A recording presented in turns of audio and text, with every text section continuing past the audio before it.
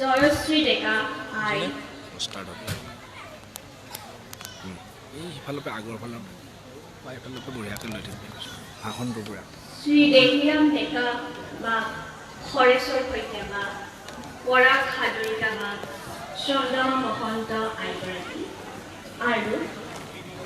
প্ৰমুখ্য কৰি শ্ৰীমন্ত শংকৰদেৱ সংঘৰ মূল সংঘৰ সন্মানীয় বিষয়ববীয়াসকল, শ্ৰীমন্ত শংকৰদেৱ সংঘৰ ডেকা শক্তি যুৱ শক্তিৰ কাণ্ডাৰী, যাৰ বলিষ্ঠ ভুজাত নিৰ্ণয় কৰে এখন দেশৰ ভৱিষ্যত, তেনে এক অনুষ্ঠানৰ মুখ্য অধিনায়ক বা প্ৰচাৰ সদস্য ভৰত ডেকা বা শৰণ সদস্য উপস্থিত আছিলে দৰং জিলা শাখাৰ আৰু বিভিন্ন মূলক প্ৰতিনিধিত্ব কৰা দৰং জিলা শাখাৰ উপস্থিত থকা সন্মানীয় সমূহ বা পায়। দৰং জিলা শাখাত প্ৰতিনিধিত্ব কৰা জিলা শাখাৰ সমূহ বিষয়ববীয়া বা পায়। দৰং জিলা শাখাৰ পাথৰুঘাট প্ৰাথমিকৰ আঞ্চলিকৰ বিভিন্ন বিষয়ৰ বাবদ প্ৰতিনিধিত্ব কৰা সন্মানীয় আইবা আৰু দৰং জিলা শাখাৰ পাথৰীঘাট প্ৰাথমিকৰ সন্মানীয় বিষয়ববীয়া আইবাসকল আৰু এই সভাখনৰ মধ্যমণি প্ৰীতিস্বৰূপ বাসকল আৰু মাতৃস্বৰূপ মমতাৰ স্থল আইসকল আৰু দেশৰ মেৰুদণ্ড স্বৰূপ যুৱক যুৱতীসকল আৰু পাৰিজাত সদৃশ কণ কণ শিশুসকল, লগতে বহু কায় কষ্টৰে এই সভাখন যিদিনাৰ পৰা পাতিবৰ কাৰণে আপোনালোকে সিদ্ধান্ত গ্ৰহণ কৰিছে, সেইদিনাৰ পৰাই তেওঁলোকে শাৰীৰিক শ্ৰম, মানসিক শ্ৰম, আৰ্থিক শ্ৰমেৰে উদ্যোক্তা মণ্ডলীয়ে যি সাফল্যমণ্ডিত কৰিবৰ কাৰণে অপ্ৰাণ চেষ্টা কৰিছে, এই সমূহ উদ্যোক্তা মণ্ডলীক জয় জয়তে আমাৰ ভক্তিভৰা সেৱা নিবেদিলোঁ। কৃষ্ণ। আজি সকলোতকৈ গুৰুত্বপূৰ্ণ আৰু পবিত্ৰ ক্ষণ, মাইকটো অলপ এফালে কৰিব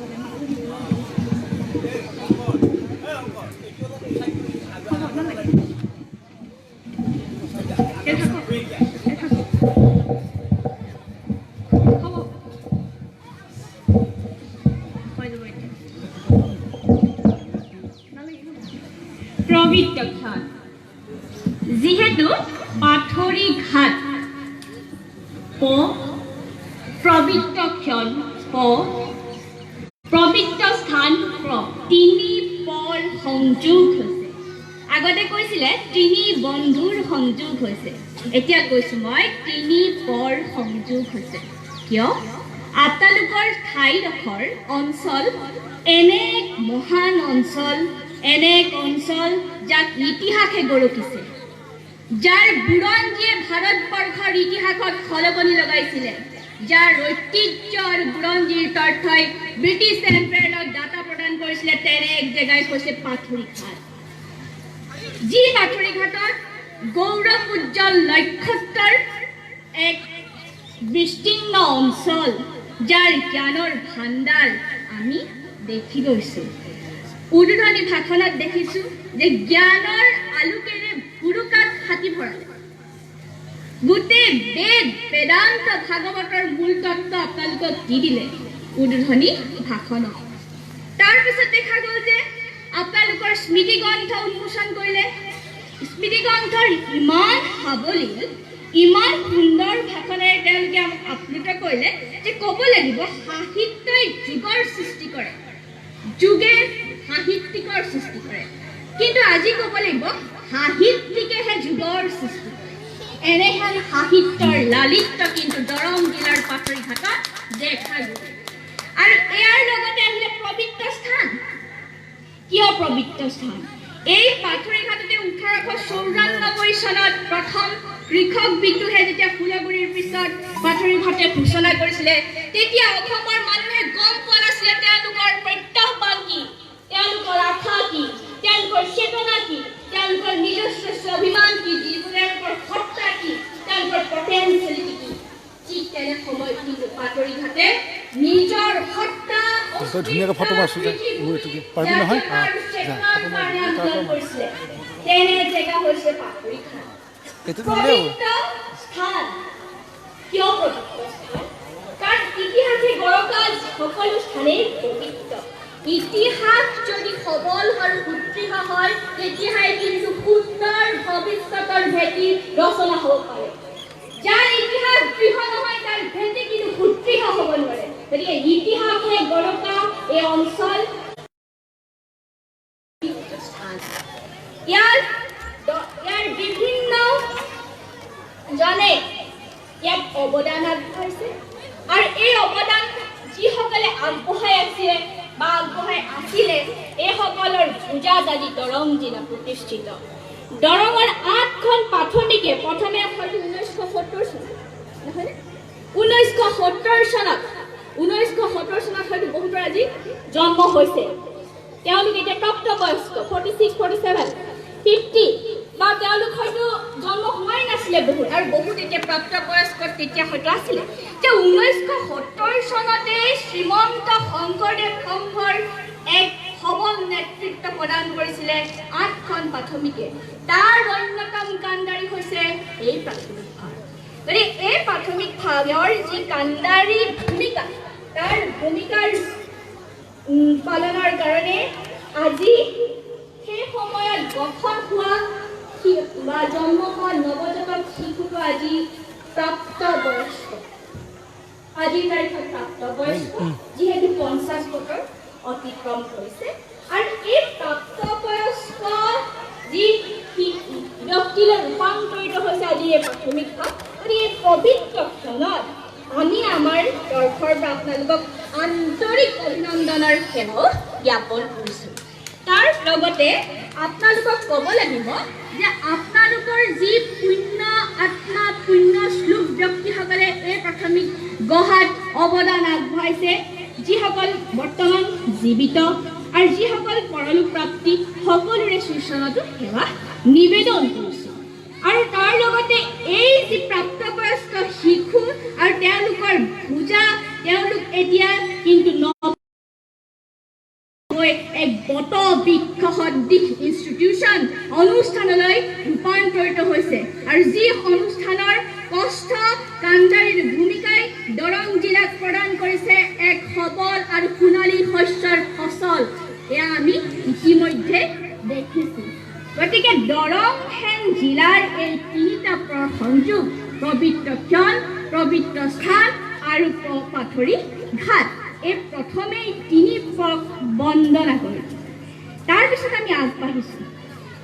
যিহেতু আমি শ্ৰীমন্ত শংকৰদেৱ সংঘৰ একোজন ভঙী শ্ৰীমন্ত শংকৰদেৱ সংঘ এনে এক অনুষ্ঠান এনে এক বটবৃক্ষ এনে এক ইনষ্টিটিউশ্যন যাৰ আভাত যাৰ ৰেঙনিত জীপাল হয় মানুহৰ আশা যাৰ বক্ষত ডাঙৰ হয় নতুনত্বৰ গতিকে শ্ৰীমন্ত শংকৰদেৱ সংঘত এই জিলাৰো কিন্তু অৱদান যথেষ্ট আৰু সেইকাৰণে আজিৰ তাৰিখত হয়তো আমি ক'ব পাৰিম যে দৰং জিলা হয়তো জ্যেষ্ঠ পুত্ৰ হিচাপে যদি আমি কওঁ আমি কিন্তু আজি অত্যুক্তি কৰা হয়তো নহ'ব গতিকে এই শ্ৰীমন্ত শংকৰদেৱ সংঘ যিহেতু তাত্ত্বিক দিশৰ হাতী মাৰি ভুৰুকাত ইতিমধ্যে ভৰাইছে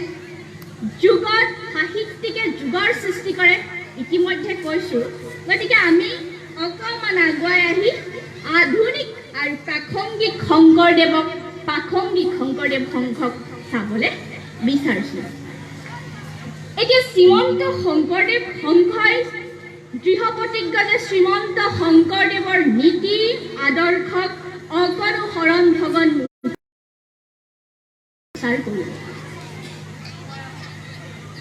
এই শ্ৰীমন্ত শংকৰদেৱ সংঘই প্ৰচাৰ কৰিবৰ কাৰণে তেওঁলোকে আহুপুৰুষাৰ্থ চেষ্টা কৰি আহিছে আৰু তাৰ কাৰণে তেওঁলোকে বিভিন্ন জিলা অসম তথা উত্তৰ পূৰ্বাঞ্চলতে শংকৰদেৱ সপোন আৰু তেওঁৰ যিখিনি নীতি সেইখিনি বাস্তৱ ৰূপায়িত কৰিবৰ কাৰণে আপ্ৰাণ চেষ্টা কৰিছে গতিকে এতিয়া ক'ব লাগিব যে এই অনুষ্ঠানভাগ চন 1920 তেতিয়া ভাৰতবৰ্ষৰ আকাশ পাতাল চাৰিওফালে নিনন্দিত এক আস্ফালন ব্ৰিটিছ সাম্ৰাজ্যবাদী নীতিয়ে গ্ৰাস কৰি গৈছে ক্ৰমান্বয়ে ভাৰতবৰ্ষ ভাৰতৰ নাৰী পুৰুষ মহিলা যুৱ ডেকা সকলোৱে কিন্তু এটাই ইচ্ছা এটাই কামনা যে ভাৰতৰ স্বাধীনতা তেওঁলোকৰ কাম্য ভাৰতবৰ্ষৰ পৰা ব্ৰিটিছ সাম্ৰাজ্যৰ অৱসান ঘটোৱাটো তেওঁলোকৰ কাম্য ঠিক তেনে সময়ত 1920 তেতিয়া গঠন হৈছিলে অসমত এই গঠন হোৱাৰ আগত কিন্তু আমাৰ হৈছিলে কৃষক বিদ্ৰোহ মানে ইয়াৰ উদিংগটো ক'ৰ পৰা গৈছে ইয়াৰ পৰা গৈছে ইয়াৰ বীজ সংকৰিত হৈছিলে পাথৰুঘাটত 1894 চনত তাৰপিছত 1920 চনত গঠন হ'ল অসম সাহিত্য সভা 25ত গঠন হৈছিলে অসম চুতীয়া জাতি সন্মিলন এই দুখন অনুষ্ঠানে অসমৰ ভাগ্য সেই সময়ত তেওঁলোকৰ সিদ্ধান্ত তেওঁলোকৰ যি নৱজাগৰণ তেওঁলোকৰ জাতিৰ হকে মাত মাতি গৈছিলে কিন্তু ক্ৰমান্বয়ে 1930 তেতিয়াও ঠিক আন্দোলন তীব্ৰতৰ প্ৰত্যেকৰে সপোন স্বাধীন ভাৰতৰ সূৰ্য দেখাৰ প্ৰত্যেকৰে এক আশা যে আভাত ৰেঙনি হ'ব স্বাধীনৰ সুৰুজ কিন্তু তেওঁলোক প্ৰতীক্ষাৰত 1930 চনত কেইজনমান স্বনামধন্য ব্যক্তিয়ে প্ৰতিষ্ঠা কৰিলে শ্ৰীমন্ত শংকৰদেৱ সংঘ আৰু যাৰ আভাৰ ৰেঙনিয়ে সৃষ্টি কৰিলে এক নৱ আন্দোলনৰ যি আন্দোলনক আমি ক'ব পাৰোঁ ৰেনেছা হিচাপে যিহেতু আগতে উল্লেখ কৰি যোৱা হৈছে গতিকে এই যি ৰেনেছা এই ৰেনেছা যেতিয়া ইউৰোপীয় দেশবোৰত হৈছিলে 1449 চনৰ পিছত হৈছিলে যেতিয়া কনষ্টাণ্টিনোপলৰ পতন হৈছে কিন্তু এই ৰেনেছা আছিলে কেৱল এক ৰাজবংশৰ পতনৰ ৰেনেছা এক শাসক গোষ্ঠীৰ পতনৰ ৰেনেছা এক সাম্ৰাজ্যবাদৰ পতনৰ ৰেনেছা কিন্তু 1930 চনত জন্ম হোৱা ৰেনেছা তাৰ কিন্তু ব্যতিক্ৰম এইটো কাৰণে ব্যতিক্ৰম এই ৰেনেছাৰ জৰিয়তে সৃষ্টি হৈছিলে সাম্যবাদৰ ধ্বজা সমতাৰ ধ্বজা বৈজ্ঞানিক দৃষ্টিভংগী জাতি কুল নিবিচাৰি সকলোকে সমান আসন দিয়াৰ এক বিপ্লৱ এক নৱজাগৰণ সকলোকে ব্ৰহ্ম দেখাৰ এক সপোন গতিকে এই যি নীতি আদৰ্শৰ আন্দোলন এই আন্দোলনৰ কিন্তু আদৰ্শৰ গুৰি হৈছে মহাপুৰুষ শ্ৰীমন্ত শংকৰদেৱ এতিয়া আমি পুনৰবাৰ উভতি গৈছোঁ যে মধ্যযুগত যেতিয়া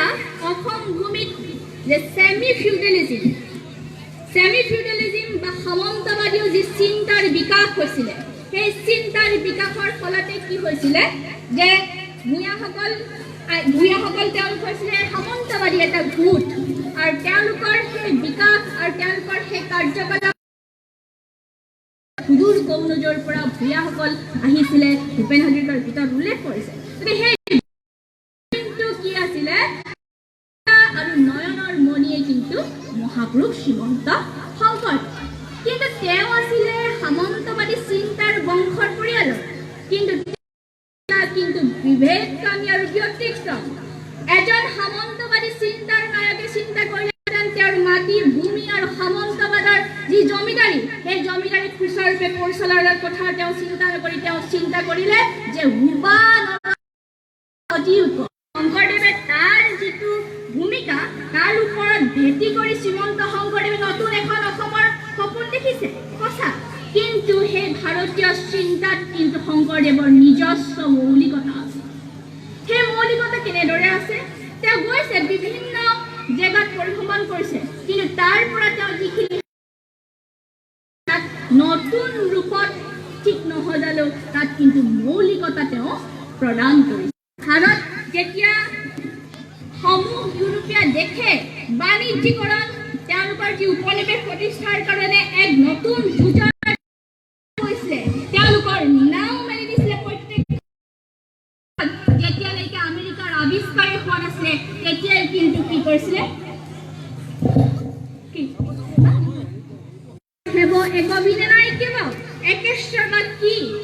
তেওঁ মনোথেচিজম যিটো ধৰ্মৰ পন্থা আমাক যি কৈছিলে তাত কিন্তু তেওঁ আমাক যি কৈছিলে কিছুমান সংস্কৃতি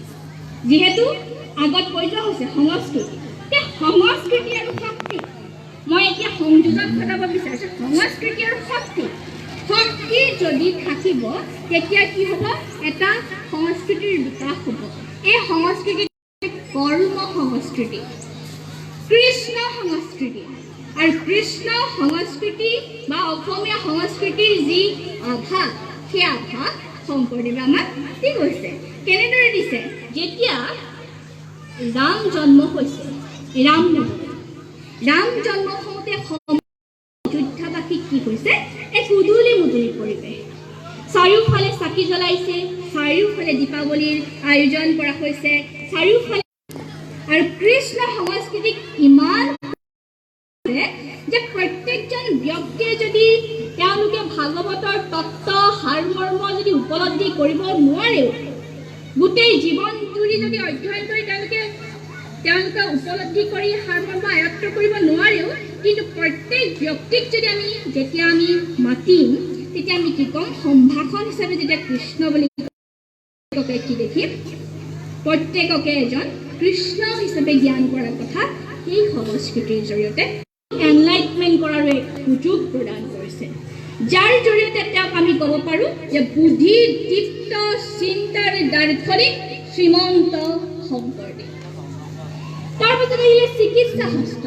তেওঁ এজন ভাল চিকিৎসা বিজ্ঞানী যিটো সময়ত যে আমি বিভিন্ন যোগাভ্যাস কৰাৰ সময়ত সকলৰ যি সাৰমৰ্ম যিখিনি প্ৰকৃত জ্ঞান সেই জ্ঞানখিনি তেওঁ কি কৰিছে সংগ্ৰহ কৰি লৈ আহি জনসমাজত প্ৰচাৰ কৰিছে মৌলিকতা সহ গতিকে তেওঁক এজন ভাল ভূগোলবিদ হিচাপে আমি স্বীকৃতি প্ৰদান কৰিব পাৰোঁ তাৰপিছত যদি তেওঁক চাওঁ আমি তেওঁ এজন ভাল বুৰঞ্জী জ্ঞান থকা বুৰঞ্জী বিজ্ঞ হিচাপে কেনেদৰে চাওঁ যে তেওঁ যেতিয়া ৰুক্মিণী হৰণ কাব্যখন আমি অধ্যয়ন কৰোঁ আমি যেতিয়া দেখিবলৈ পাওঁ সেই সময়ত কুণ্ডিল আৰু দ্বাৰকাৰ যি জনসংযোগ তেওঁ খুব সুন্দৰভাৱে উপস্থাপন কৰিছে আৰু লগতে তেওঁ যি বিদৰ্ভ ৰাজ্যৰ বৰ্ণনা দিছে ৰুক্মিণীৰ বৰ্ণনা দিছে কৃষ্ণৰ বৰ্ণনা দিছে তাৰ জৰিয়তে এটা শুদ্ধ বুৰঞ্জী কিন্তু তেওঁ বৰ্ণনা দি থৈ গৈছে যিটো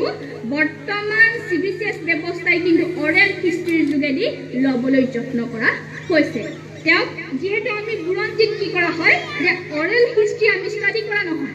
মৌখিক যিখিনি ইতিহাস তাক অধ্যয়ন কৰা নহয় কিন্তু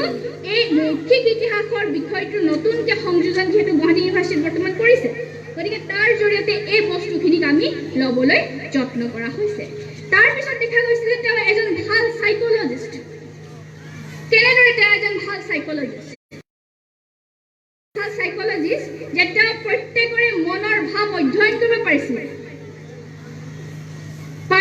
কাৰণে কিৰাত কছাৰী খাচিগাৰু মিলি যৱনক অংক গোৱাল অসম মূলক ৰজগতুলোক কোৱা সমলেশ চান্দাল এই সকলোকে একত্ৰিত কৰি এটা বিশাল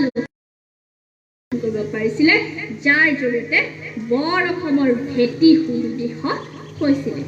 এইকেইটা দৃষ্টিভংগীৰে আমি শংকৰদেৱক চালোঁ তাৰপিছত চাওঁ আমি এজন তেওঁ ধৰ্ম মাৰ্গৰ জৰিয়তে আমাক প্ৰদান কৰি থৈ গৈছে তাৰপিছত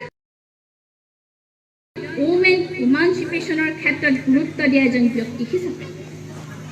গতিকে তেওঁ এইকেইটা দিশেৰে আমি তেওঁক চালোঁ অৰ্থনীতিবিদ ভূগোলবিদ ইতিহাসবিদ সাইকলজিষ্ট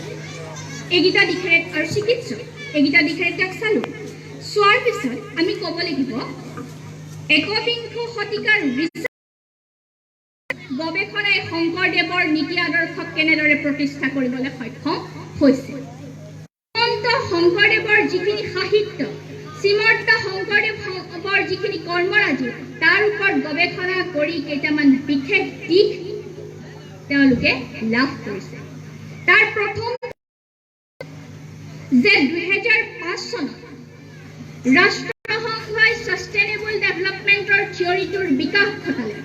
ইয়াৰ ওপৰত অধ্যয়ন কৰা হ'ল গুৰুত্ব আৰোপ কৰা হ'ল কিন্তু জাতি বৰ্ণ নিৰ্বিশেষে সাষ্টেইনেবল ডেভেলপমেণ্টৰ কাম শ্ৰীমন্ত শংকৰদেৱে আজি বহু বছৰ আগতে কৰি থৈ গৈছে। যদি কম্পেৰিজন ষ্টাডি কৰা হয়, গৱেষণাই এইটো কথা প্ৰমাণ কৰি দিলে যে তেওঁৱেই হৈছে সাষ্টেইনেবল ডেভেলপমেণ্টৰ প্ৰথমজন প্ৰতিষ্ঠাতা। সেইজন হৈছে কোন? অসমৰ ধৰ্মগুৰু, অসম নহয় জগতৰ গুৰু শংকৰদেৱ। তাৰপিছত ছেকেণ্ড পইণ্ট, ৰিচাৰ্চ পইণ্ট তাত আহিছে যে শ্ৰীমন্ত শংকৰদেৱে মহিলা সবলীকৰণত কি কৰিলে। মহিলা সবলীকৰণৰ তত্ত্ব আজি একবিংশ শতিকাৰ তত্ত্ব, যাৰ জৰিয়তে মহিলা সবলীকৰণৰ কথা গুৰুত্ব আৰোপ কৰা হৈছে। চৰকাৰে দিছে, বিভিন্ন NGO সমূহে দিছে, ৰাষ্ট্ৰসংঘই প্ৰদান কৰিছে। কিন্তু সেই মহিলা সবলীকৰণৰ ওপৰত মহাপুৰুষ শ্ৰীমন্ত শংকৰদেৱে আগতেই কাৰ্য সম্পাদন কৰি থৈ গৈছে। যিহেতু আমি দেখিবলৈ পাওঁ যেতিয়া তেওঁ বৈকুণ্ঠৰ পথ অংকন কৰি আছিল, তেতিয়া চান্দৰিয়াই কি কৈছে, তেওঁৰ ভুলটো দেখুৱাই দিছে। এগৰাকী মহিলাই যেতিয়া ভুলটো দেখুৱাই দিছে, নিশ্চিতভাৱে তেওঁৰ মানুহ আছিলে। সতী ৰাধিকালৈ আমি চাব পাৰোঁ। তেওঁৰ ৰামায়ণত যি সীতাৰ চৰিত্ৰ, সেই সীতাৰ চৰিত্ৰ কিন্তু অন্য ৰামায়ণতকৈ পৃথক। ইয়াত সীতাক উপস্থাপন কৰা হৈছে যে প্ৰতিবাদী সত্তা, নাৰীৰ প্ৰতিবাদী সত্তা, সেই সত্তাটোক তেওঁ জাগৃত ৰূপত দেখাইছে, যাৰ জৰিয়তে তেওঁ প্ৰমাণ কৰিছে যে মহিলা সবলীকৰণৰ কাৰণেও কিন্তু শ্ৰীমন্ত শংকৰদেৱে কি কৰিছিলে, তেওঁৰ ভাৰতবৰ্ষৰ বুৰঞ্জীত এটা নতুন অধ্যায়ৰ সূচনা হ'ল। সেইটো হৈছে সাবলটান ষ্টাডি, নিম্ন বৰ্গৰ অধ্যয়ন। গতিকে এই যে সাবলটান ষ্টাডি, সেই সাবলটান ষ্টাডিত কি কৰা হ'ল, যিখিনি মহিলাক সাধাৰণতে কি কৰা হয়, অস্পৃশ্য। গতিকে তেওঁলোকৰ ওপৰত ৰিচাৰ্চ কৰা নহয়, গৱেষণা কৰা নহয়, তেওঁলোকক অধিকাৰ দিয়া নহয়। এইটো আজিৰ তাৰিখত মই কোৱা অস্পৃশ্য নাই কোৱা দেই, আজিৰ তাৰিখত মহিলাও সমান, পুৰুষো সমান। সেই দৃষ্টিভংগীৰে ৰখা মনোবাদী চিন্তাৰ ব্যক্তিসকলৰ কাৰণে কিন্তু মহিলা পিছ পৰি থাকিব। তেতিয়া কি কৰিলে যে সাবলটান ষ্টাডিৰ জৰিয়তে ৰঞ্জিত গোহাঁই 1950 চনত যি আন্দোলন সৃষ্টি কৰিলে, গতিকে আজিৰ যদি তুলনামূলকভাৱে শংকৰদেৱক আমি চাবলৈ হয়, সমাজ বিজ্ঞানী বা সমাজ বিজ্ঞানৰ ছাত্ৰ হিচাপে শংকৰদেৱক চাবলৈ হয়, নতুনত্বৰ দৃষ্টিভংগীৰে শংকৰদেৱক চাবলৈ হয়, আমি এই তিনিটা উত্তৰ আজিৰ তাৰিখত পাথৰুঘাটক প্ৰদান কৰিছোঁ। এইকাৰণে প্ৰদান কৰিছোঁ, অসমৰ যেতিয়া প্ৰথম নৱজাগৰণৰ চিন্তাৰ সুত পাথৰুঘাটে ভুৱাব পাৰে, নতুন চিন্তাক পাথৰুঘাট। গতিকে আজিৰ ৰিচাৰ্চৰ যি তিনিটা সলিউশ্যন, সেয়াও পাথৰুঘাটৰ ৰাইজৰ আগত প্ৰথমবাৰৰ কাৰণে কিন্তু প্ৰথম সাক্ষী হওক। তাৰপিছত আহিলে যে শ্ৰীমন্ত শংকৰদেৱে আমাক জ্ঞান আছে, এইকেইটা তেওঁৰ দৃষ্টিভংগীত আমি চালোঁ। জ্ঞান সাহিত্য দিলে, সংস্কৃতি দিলে, গীত দিলে, নৃত্য দিলে, সংগীত দিলে, বাদ্য দিলে, চেতনা দিলে, ধৰ্ম দিলে, দিয়া নাই। যদি আমি চাবলৈ যাওঁ, শ্ৰীমন্ত শংকৰদেৱৰ বদন্যতাৰ দানেই অসমীয়া জাতি। নগেন শইকীয়াৰ শ্ৰীমন্ত শংকৰদেৱ শীৰ্ষক এখন কিতাপত কৈছে যে শ্ৰীমন্ত শংকৰদেৱে অসমীয়া জাতিক এটা সংস্কৃতি দিলে, চিভিলাইজ কালচাৰ দিলে, যিটো কালচাৰক লৈ অসমীয়া জাতি জীয়াই আছে। এনে সাহিত্যৰ যাৰ জন্ম কীৰ্তনৰ আৰু আমাৰ মৃত্যুটো কীৰ্তন। আপোনালোকে অনুধাৱন কৰিছেনে? যেতিয়া নৱ হয় তেতিয়া আমি কীৰ্তন দি পাঠ কৰিয়ে গুচি গ'ল, আৰু যেতিয়া আমাৰ মৃত্যু হয় তেতিয়া আমি কীৰ্তনে পাঠ কৰোঁ। গতিকে এটা জাতিৰ, এজন মানুহৰ মৃত্যু আৰু জন্মৰ সূচীকাৰ্য আজিও সেই শংকৰদেৱৰ কীৰ্তনতে গোটেইখিনি উপলব্ধ হৈ আছে। গতিকে কীৰ্তন এনে শাস্ত্ৰ প্ৰদান কৰিলে, যি শাস্ত্ৰৰ জৰিয়তে তেওঁ অসমীয়া জাতিটোক প্ৰাণটো আমাৰ আছিলে, কিন্তু আমাৰ সাহিত্য, যি সাহিত্যৰ কাৰণে তেওঁ যদি আজি অসমৰ নিৰ্বোধতাৰ কাৰণেহে কিন্তু শংকৰদেৱ বিশ্বত প্ৰতিষ্ঠিত সফলভাৱে হ'ব পৰা নাই। তেওঁ এজন জগতৰ গুৰু, কি কাৰণে হ'ব মানে আমাৰ অসমীয়া মানুহৰ নিপুণতাৰ কাৰণে আমাৰ অসমীয়া মানুহে আজিও তেখেত বিশ্ব দৰবাৰ বুলি কোনো দৰবাৰ নাই কিন্তু আমি আমাৰ নিজৰ ঘৰবোৰলৈকে শংকৰদেৱক আজি লৈ যাব যেতিয়া আপোনালোকক মই এটা ব্যক্তিগত কথা কওঁ আমাৰ বিশ্বভাৰতী ইউনিভাৰ্চিটিত এটা টক পাতিলে তাত টকত ক'বৰ কাৰণে নিমন্ত্ৰণ জনালে যে শংকৰাচাৰ্যৰ ওপৰত এটা ৰিচাৰ্চ প্ৰপ'জেল দিব লাগে আৰু এটা টক আপুনি দিব লাগে ঠিক তেখেত তামিলনাডু তেখেতে দুবাকচ শংকৰাচাৰ্যৰ ওপৰত কিতাপ যোৰহাটলৈ কুৰিয়াৰ ব্লুডাৰ্টত পঠিয়াই দিলে যে আপুনি আহিব লাগিব পঢ়িবও লাগিব জানিবও লাগিব